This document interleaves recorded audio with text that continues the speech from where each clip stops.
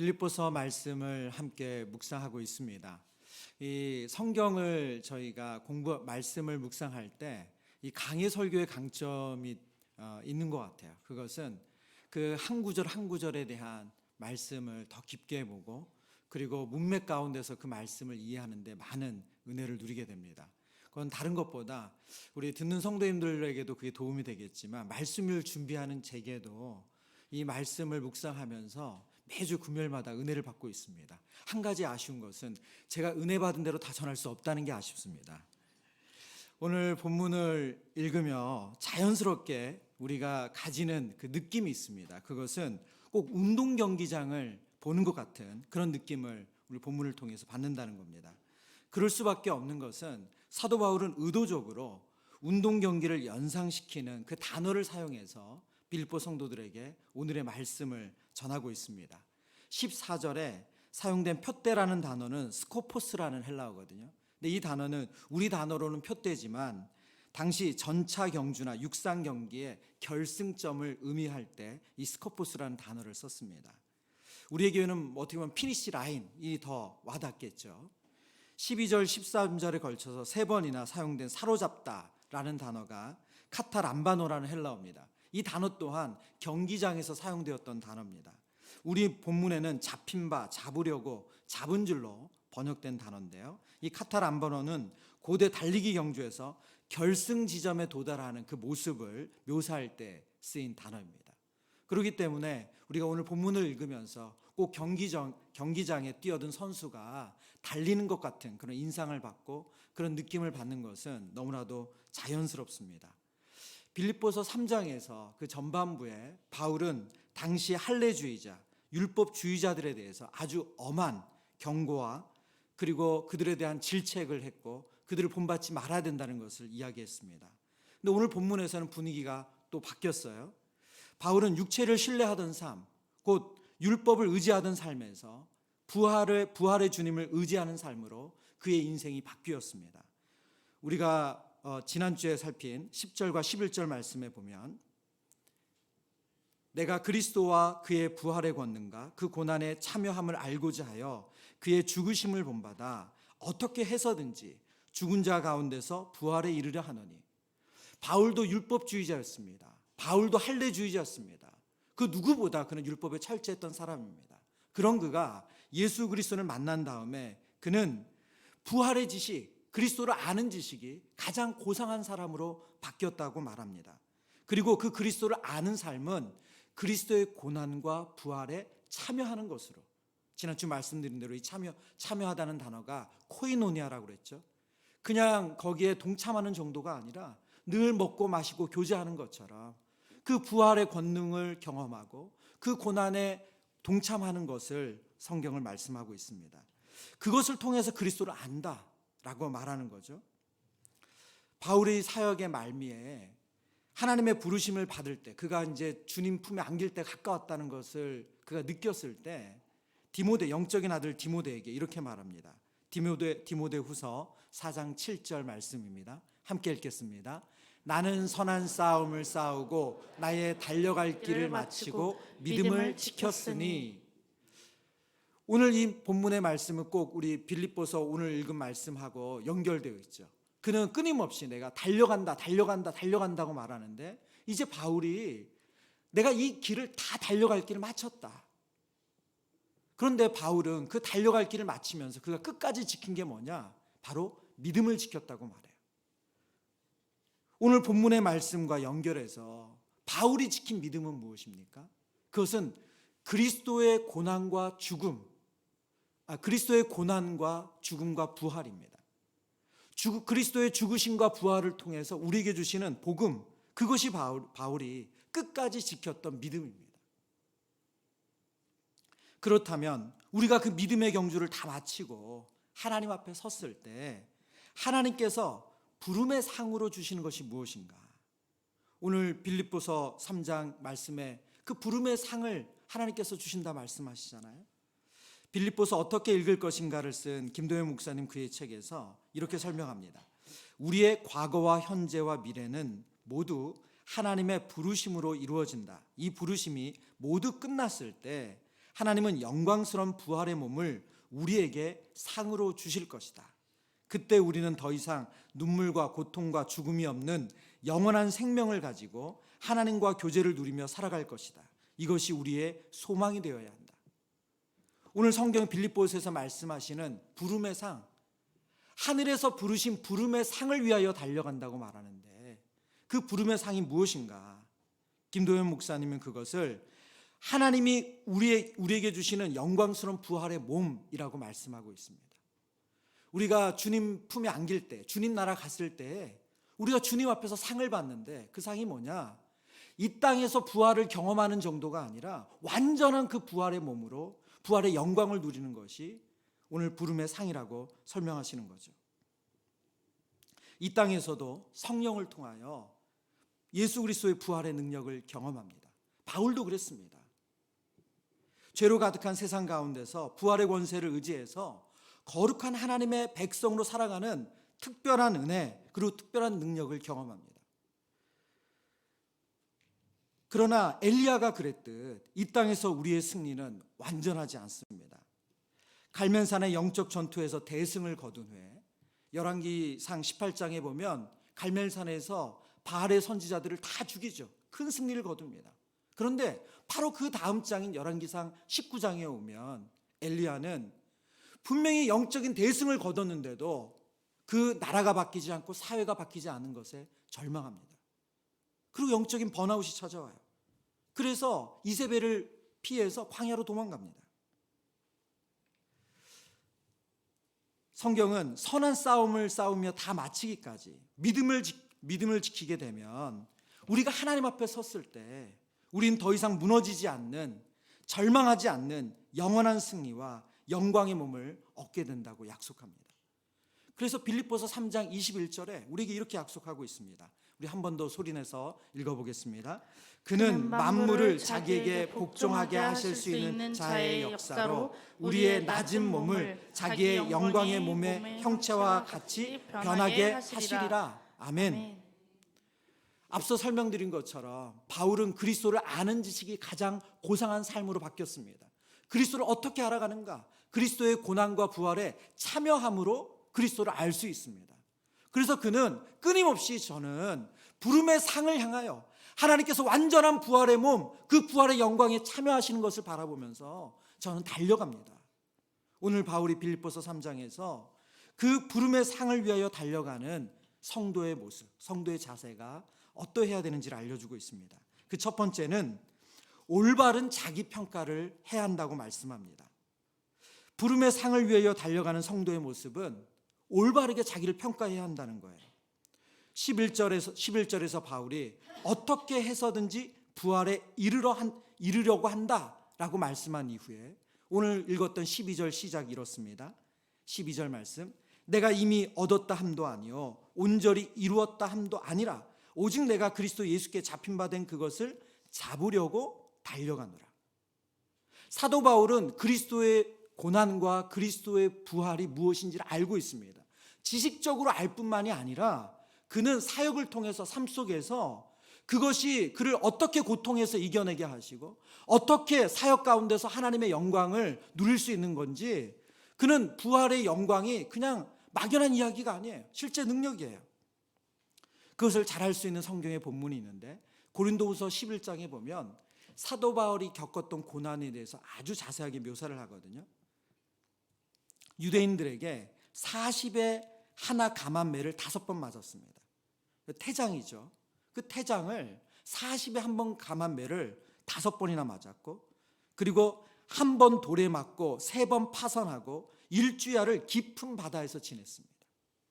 여행 중에 강의 위험과 강도의 위험과 동족의 위험과 이방의 위험과 시내의 위험과 광야의 위험과 바다의 위험과 거짓 형제들의 위험을 받았습니다.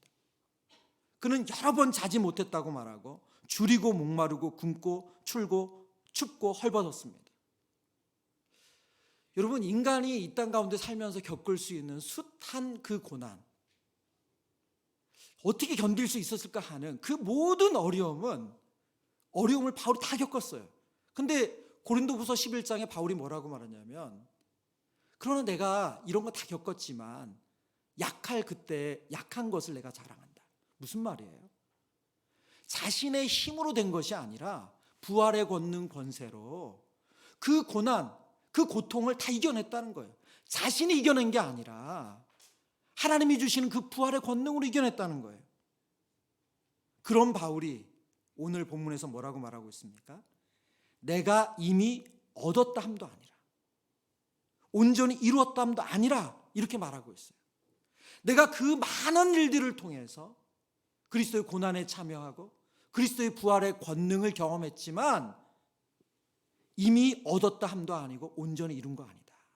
내가 이거 다 한다고 말할 수 없다. 지금 그 말하는 거예요. 온전히 이루다는 단어는 테텔레이오마이라는 단어거든요. 이 단어는 완전하다, 끝내다, 완벽하다라는 뜻이에요. 내가 부활을 경험한 거, 내가 부활의 권능을 경험한 거, 내가 분명히 경험한 거 맞지만 그거 완벽한 거 아니다. 완전한 거 아니다. 지금 그 말을 하는 거예요. 영적 성장에 있어서 가장 위험한 것은 자기 만족입니다. 자기 만족에서 오는 포만감이에요.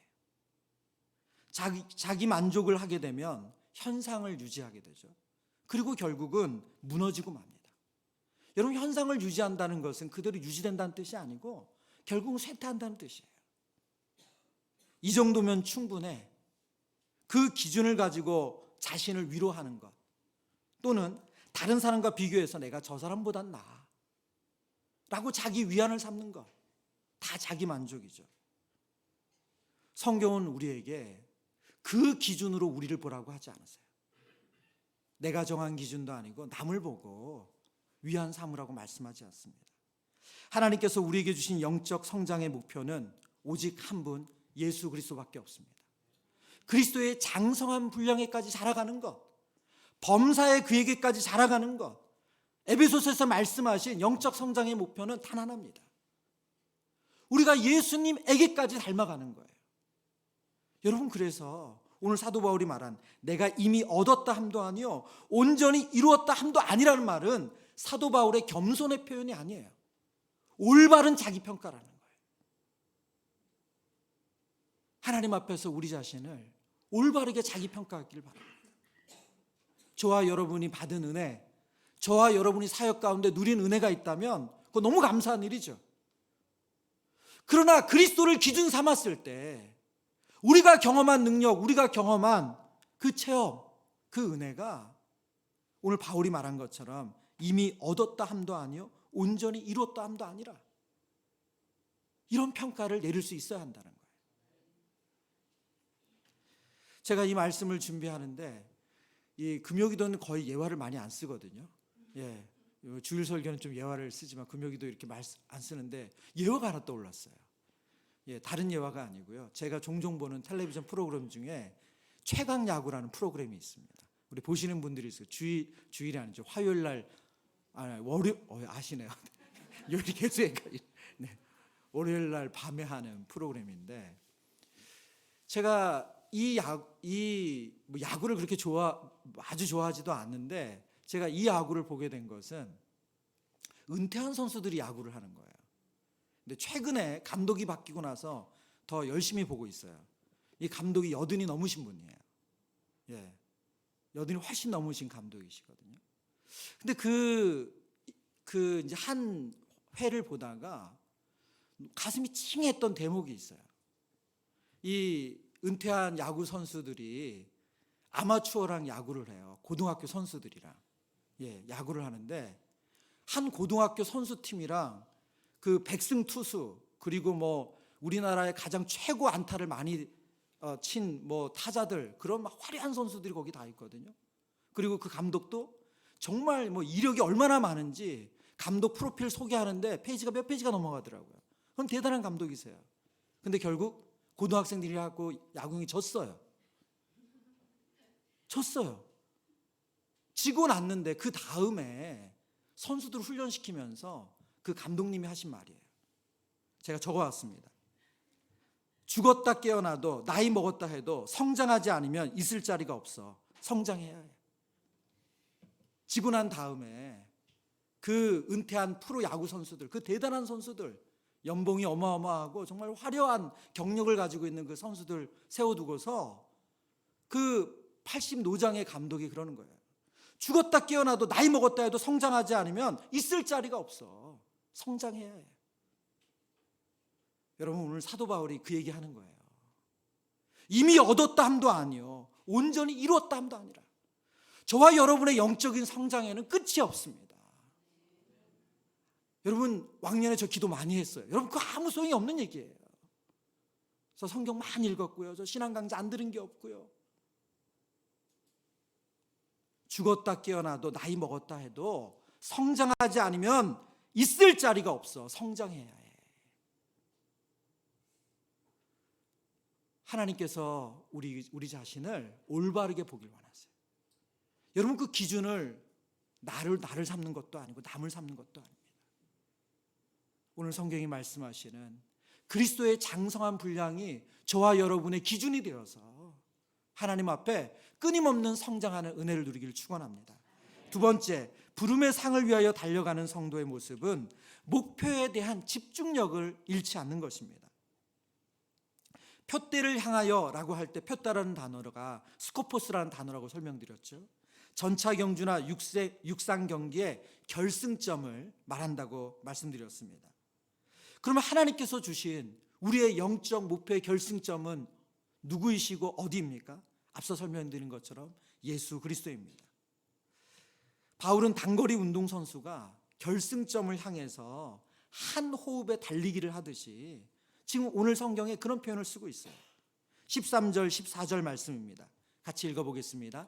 형제들아, 나는 아직 내가 잡은 줄로 여기지 아니하고 오직 한 일, 즉 뒤에 있는 것은 잊어버리고 앞에 있는 것을 잡으려고 표대를 향하여 그리스도 예수 안에서 하나님이 위에서 부르신 부름의 상을 위하여 달려가노라. 아멘.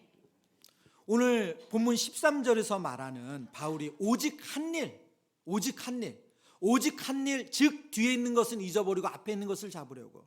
이 오직 한 일은 우리말로 이게 띄어쓰기를 잘못하면 좀 잘못 해석이 되는데 영어 성경은 분명해요. one thing, 오직 한 일, 그 일을 위하여, 그 목표를 위하여 달려간다는 말입니다. 그래서 뒤에 있는 것은 잊어버린대요.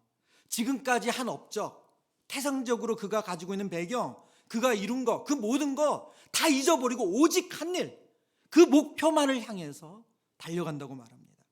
오직 그에게 주신 목표이신 그리스도만 바라보는 것이죠. 고린도후서 5장 15절 말씀입니다.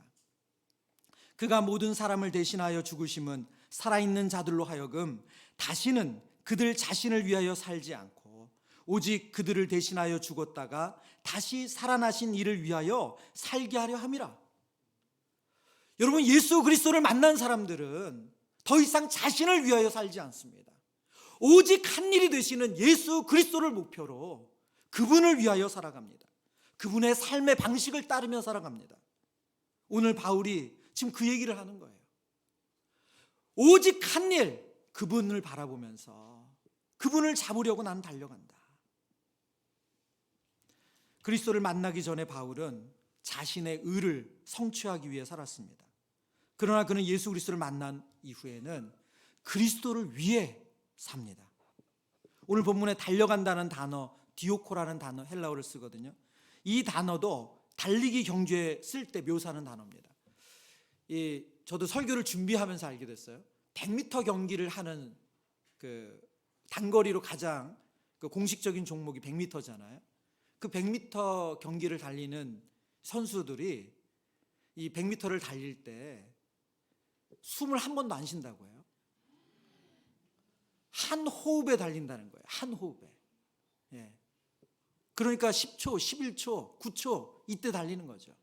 한 호흡에 달린대요. 무슨 말이에요? 그 한 호흡, 어떤 호흡도 쉬지 않고 옆도 뒤도 안 보고 오직 그 목표점, 그 스코포스를 바라보며 뛴다는 거예요.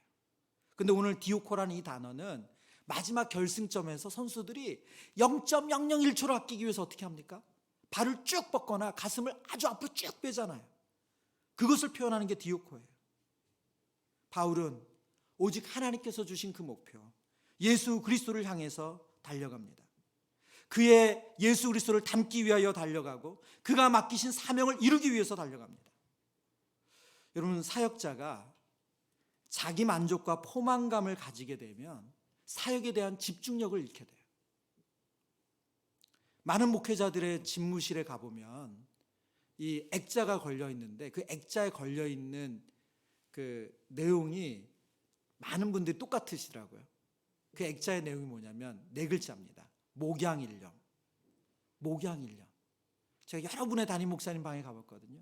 목양일념이라는 단어가 정말 많이 걸려 있어요. 목양일념 무슨 뜻이에요? 하나님께 맡겨주신 양떼에게만 집중한다는 뜻이죠. 목양일념. 집중력을 잃지 않고 주께서 내게 맡기신 그 양떼에만 집중한다는 거예요. 근데 여러분, 사역자가 자기 만족에 빠지고 포만감에 빠지면 그 집중력을 잃어버리는 거예요. 그래서 여기저기 외부의 행사나 다른 것에 관심을 두기 시작하고 성도 하나님께서 맡겨주신 그 양을 섬기는 일에 집중력을 잃어버리게 돼요. 여러분, 여러분에게 적용해 보면 어떻습니까? 여러분, 하나님께서 여러분을 하나님의 자녀로 예수 그리스도의 제자로 불러주셨어요. 그 사명을 주셨는데 우리가 내 삶이 안정되고 편안하면 그 하나님 주시는 사명의 집중력을 잃어버린다는 거예요. 그래서 쓸데없는데 기웃기웃거리고 거기에 시간 낭비하고 거기에 에너지를 쓴다는 거예요. 제자 훈련을 섬기면서 반복적으로 누리는 은혜가 있습니다. 10여 년간 제자 훈련을 섬기면서 제자 훈련마다 정말 우리 성도님들이 변화되는 것을 보거든요. 너무너무 신기해요. 물론 12명이면 다 변화되지는 않습니다. 예, 여기서 웃으시면 안타까운데 어쨌든 그 훈련 가운데 꼭 이런 변화가 일어나요. 근데 여러분, 신기하지 않으세요? 왜 그 전달까지, 그 1년 전까지 그런 영적인 변화를 못 누리던 분이 어떻게 그 1년이라는 그 짧은 기간에 그런 삶을 뒤바꾸는 변화를 경험하게 될까요? 여러분, 다르지 않아요. 영적 원리는 다르지 않아요. 집중력이에요. 우리가 기도합니다. 기도해요. 밥 먹으면서도 기도하고 아침에 일어나서 기도하고 또 우리가 말씀 봐요. 큐티하고 그리고 우리가 성경도 읽습니다. 성경 일독표 가지고 성경을 꾸준히 보는 분들 많습니다. 예배, 주중 예배 참석 안 하죠? 참석합니다. 그럼 뭐가 다르죠? 집중력이 달라요. 제자 훈련은 안 하면 끊임없이 체크하고 하도록 격려하고 그리고 못하는 것에 대해서는 또 할 수 있도록 계속 채찍질을 하고 집중력이 달라요. 말씀을 읽는 것이 다르고 묵상하는 것이 다르고 암송하는 것이 다르고 예배를 참석하는 것이 달라요. 그래서 주중 예배 참석하시면서 제자 훈련 받으시는 분들이 매일 설교를 노트하거든요. 그러면서 너무너무 다르다는 거예요. 그 이전 예배랑 주일 예배를 참석하는데 예배가 다르대요. 뭐가 다른 거예요? 집중력이 다른 거예요. 여러분, 그러다 보니까 그 삶의 변화가 일어나는 거예요. 여러분의 삶 가운데 신앙생활을 하긴 하는데 늘 똑같고 아무런 변화가 일어나지 않는다. 어려움이 찾아오면 또 낙심하고 무너지고 계속 반복이 된다. 여러분이 정말로 예수님께 집중하고 있는지 여러분, 그것을 점검해 보시길 바라요. 오늘 성경은 우리에게 부름의 상을 위하여 달려가는 성도의 모습은 뭐냐? 목표를 향하여 집중력을 잃어버리지 않는 성도예요. 저와 여러분이 집중력을 잃어버리지 않기를 축원합니다. 부름의 상을 위하여 달려가는 성도의 세 번째 모습은 부름의 상을 주시는 분에 대한 신뢰예요. 히브리서 11장 6절의 성경은 이렇게 우리에게 말씀하고 있습니다.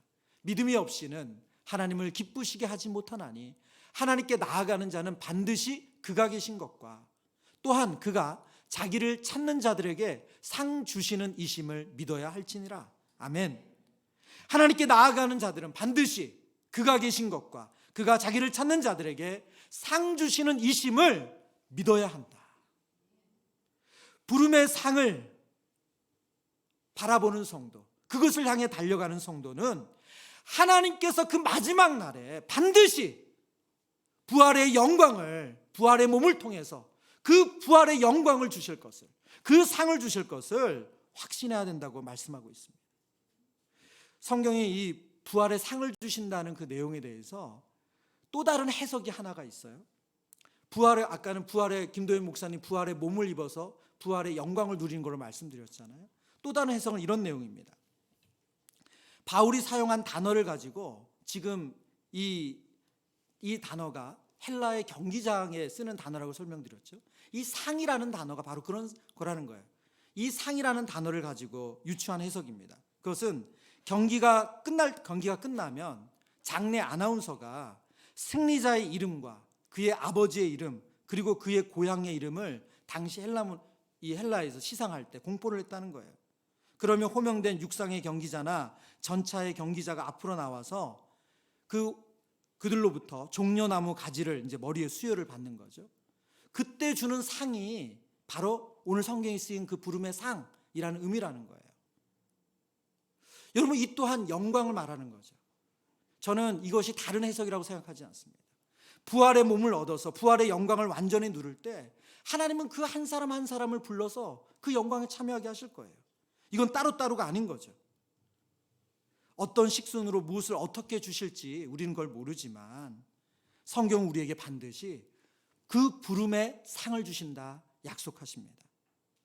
죄악된 세상 가운데서 예수 그리스도를 목표로 삼고 집중력을 잃지 않고 달려가는 성도에게 하나님께서 반드시 부활의 영광스러운 몸을 입혀주시며 그 이름을 부르시며 상을 주시는 줄 믿습니다. 이 땅에서 우리가 당한 고난과 비교할 수 없는 그 영광을 주시는 줄 믿습니다.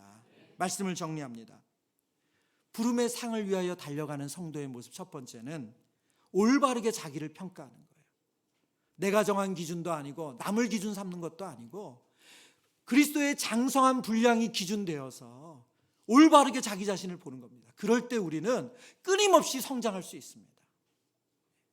우리 한 나이 든 노장 감독님이 하신 말씀, 죽었다 깨어나도 나이가 들어도 성장하지 않으면 있을 자리가 없어요. 저와 여러분이 주님이 주시는 그 부르심의 상을 향하여 끊임없이 성장하는 그런 은혜를 누리시길 축원합니다. 두 번째는 목표에 대한 집중력을 잃지 않는 것입니다.